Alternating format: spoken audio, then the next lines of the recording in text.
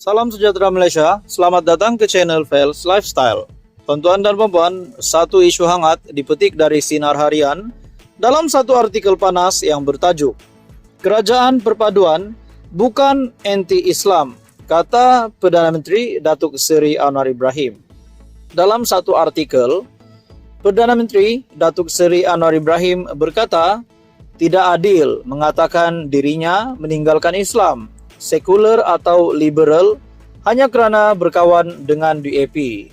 Tegasnya, kerajaan perpaduan yang ditadbirnya ketika ini juga bukan kerajaan anti-Islam seperti yang didakwa beberapa pihak. Malah peruntukan untuk agama Islam lebih tinggi berbanding dahulu. Pengalaman saya sekarang dalam kerajaan dengan pimpinan UMNO, Pakatan Harapan dan DAP, kita buat keputusan belum berlaku dalam sejarah yang peruntukan untuk Islam lebih tinggi berbanding dahulu. Bantuan untuk sekolah agama rakyat yang dahulu dibatalkan. Tetapi saya memilih untuk kita bantu semua sekolah agama rakyat, di mana yang kata kita anti-Islam. Adakah kerana saya tak berjubah berserban soalnya? Beliau berkata demikian ketika berucap pada Majlis Amanat Perdana Menteri kepada Penjawat Awam Negeri Sembilan di Dewan Majlis Bandaraya Seremban MBS pada Jumaat.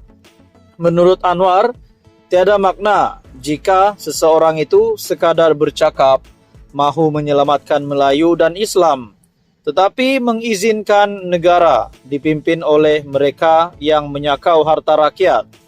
Melayu bagaimana boleh diselamatkan jika pemimpin tak amanah? Islam bagaimana nak ditonjolkan jika tak menjadi contoh negara diurus dengan baik, katanya. Selain itu, katanya, kerajaan perpaduan tidak akan kukuh hanya dengan parti gabungan PH sahaja.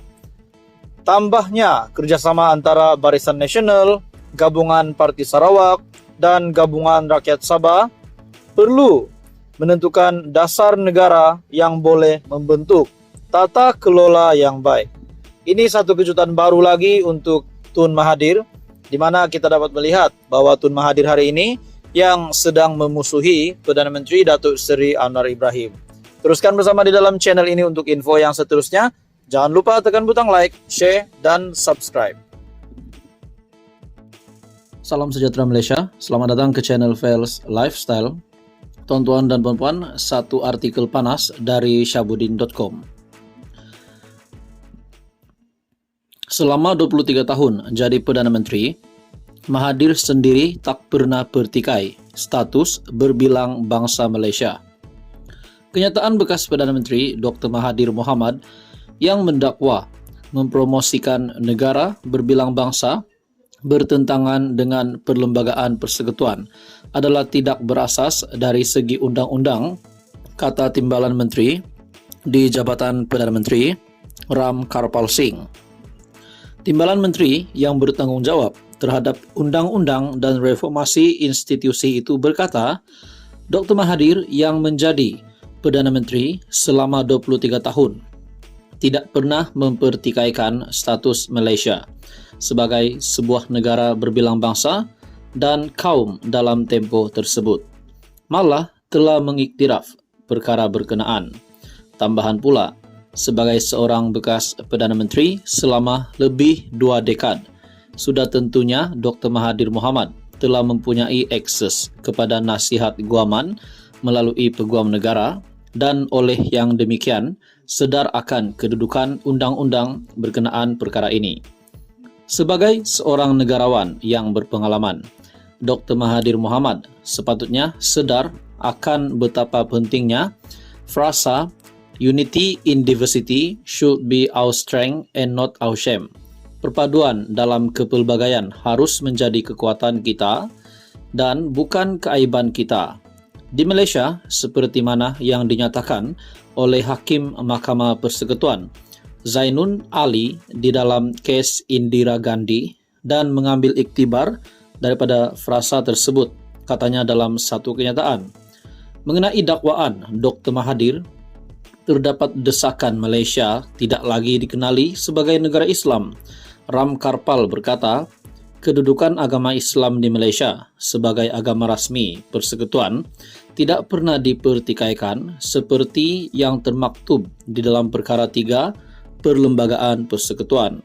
Malah, katanya, Mahkamah Persekutuan dalam kes Danesh Tanap lawan Lembaga Pencegahan Jenayah dan ORS pada 2022 telah menyatakan bahawa perkara 3 Perlembagaan Persekutuan berhubung agama merupakan sebahagian daripada struktur asas Perlembagaan Persekutuan yang tidak boleh dipindah oleh Parlimen melalui pindaan Perlembagaan Persekutuan. Beliau berkata, sebarang pindaan sedemikian yang mempunyai kesan mengubah struktur asas perlembagaan negara adalah tidak berperlembagaan.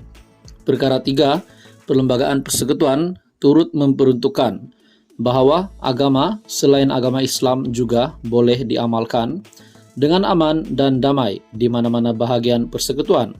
Ini bermakna kewujudan perkara 3 Perlembagaan Persekutuan membuktikan bahawa Malaysia adalah merupakan sebuah negara yang terdiri daripada pelbagai kaum, budaya dan agama.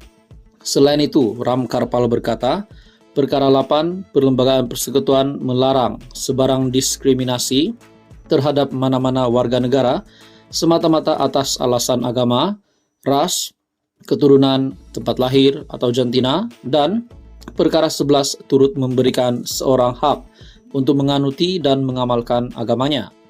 Kesemua peruntukan Perlembagaan Persekutuan di atas setelah dibaca bersama mencerminkan pengiktirafan bahawa Malaysia merupakan satu negara yang berbilang kaum, budaya dan agama, katanya. Artikel dari Syahbuddin.com yang bertajuk selama 23 tahun jadi Perdana Menteri, Mahathir sendiri tak pernah bertikai status berbilang bangsa Malaysia. Apa komen anda? Teruskan bersama dia dalam channel ini. Untuk info yang seterusnya, jangan lupa bantu channel ini dengan menekan butang like, share dan subscribe.